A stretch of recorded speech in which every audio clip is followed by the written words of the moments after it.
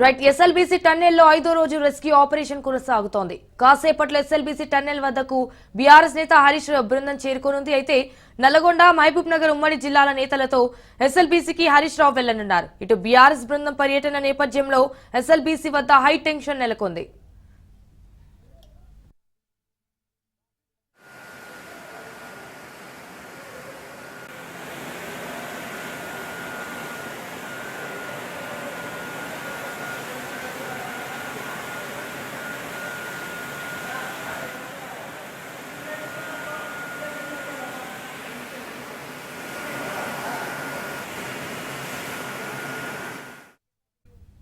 మరోవైపు టన్నెల్లో నీటి ఊట క్రమంగా పెరుగుతోంది. నిమిషానికి 5,000 లీటర్ల నీటి ఊట ఏర్పడుతోంది. దీంతో రెస్క్యూ పనులకు తీవ్ర ఆటంకం కలుగుతోందని అధికారులు చెబుతున్నారు. అయినప్పటికీ బీఆర్ఓ అధికారులు టన్నెల్ చివరి వరకు చేరుకున్నారు.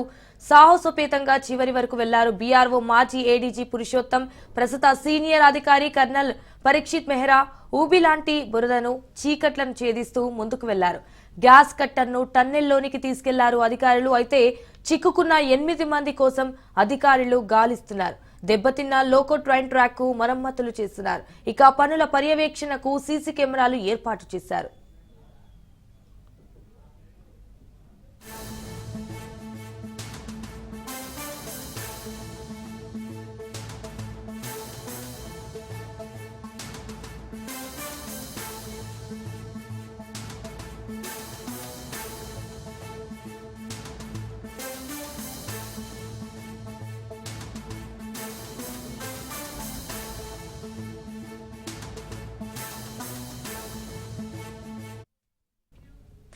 ఎస్ఎల్బీసీ టన్నెల్లో 5వ రోజు రెస్క్యూ ఆపరేషన్ కొనసాగుతోంది.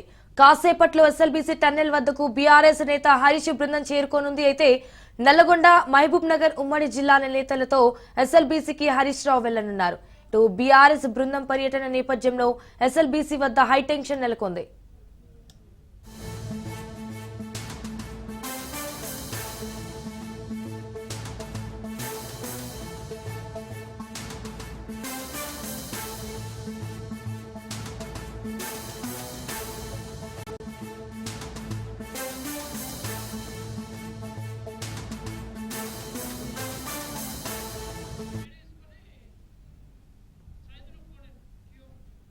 ఇక మరోవైపు టన్నెల్లో నీటి ఊట క్రమంగా పెరుగుతోంది.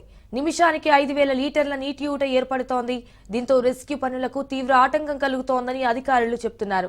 రైట్, ఇక ఇదే విషయానికి సంబంధించి మరిన్ని డీటెయిల్స్ మా ప్రతినిధి సైదులు ఫోన్ ఇన్ ద్వారా అందిస్తారు. సైదులు చెప్పండి, దీనికి సంబంధించిన అప్డేట్స్ ఏంటి?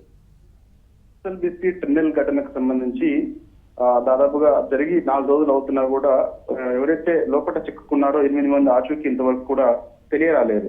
సో ఇక బీఆర్ఎస్ పార్టీ ఆధ్వర్యంలో ఎస్ఎల్బీసీ ఘటనను సందర్శించేందుకు మాజీ మంత్రి హరీష్ రావు నేతృత్వంలో కాసేపట్లో ఇక్కడ కోకాపేట హరీష్ రావు నివాసం నుంచి బయలుదేరనున్నారు. అయితే ఎస్ఎల్బీసీకి సంబంధించి ముఖ్యంగా ఇటు మహబూబ్ నగర్, నల్గొండ జిల్లాలకి తాగునీటి కోసం అవసరం పడుతుంది కాబట్టి సో ఇక ఉమ్మడి మహబూబ్ నగర్ బీఆర్ఎస్ నేతలు, ఉమ్మడి నల్గొండ జిల్లాకు చెందినటువంటి బీఆర్ఎస్ నేతలందరూ కూడా హరీష్ రావు నేతృత్వంలో ఎస్ఎల్బీసీ ఘటనను సందర్శించేందుకు కాసేపట్లో బయలుదేరి వెళ్తారు. అక్కడికి వెళ్ళిన తర్వాత ఘటనకు సంబంధించి అక్కడ అధికారులను అడిగి తెలుసుకున్నారు. ఎందుకు ఇన్ని రోజులు అంటే ఎందుకు జాప్యం జరిగింది, అంటే అందులో చిక్కుకొని 4 రోజులు అవుతున్నా కూడా వారిని రక్షించేందుకు ఎందుకు ఇంత నిర్లక్ష్యం ప్రభుత్వం చేస్తుంది, ఇంతవరకు ముఖ్యమంత్రి రేవంత్ రెడ్డి ఎందుకు ఎస్ఎల్బీసీ ఘటనకి సంబంధించి జరిగి 2 రోజులు అవుతున్నా కూడా సందర్శించట్లేదు, ఆయన ఢిల్లీ బాట పడుతున్నాడు, ఆయన ఎన్నికల ప్రచారంలో పాల్గొంటున్నాడు తప్ప ఇంతవరకు ఇంత పెద్ద ఘటన జరిగితే కనీసం ఎస్ఎల్బీసీ ఘటన వైపు కూడా చూసి